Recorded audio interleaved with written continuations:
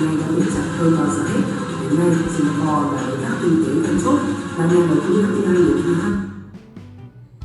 Một công ty cũng đã có một vai khách đã được đội thực hiện là thành công. Tiêu biểu được khen thưởng đấy. Thì lựa chọn cá nhân Của Khoa cũng đã được thông báo trước. Thường có cái thời gian ủ bệnh nào được tô điểm thật duyên dáng với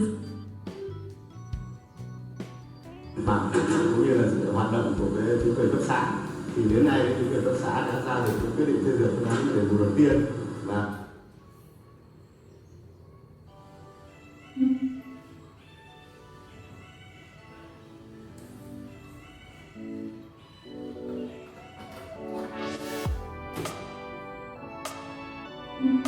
Trong những yếu tố quan trọng quyết định các công trình.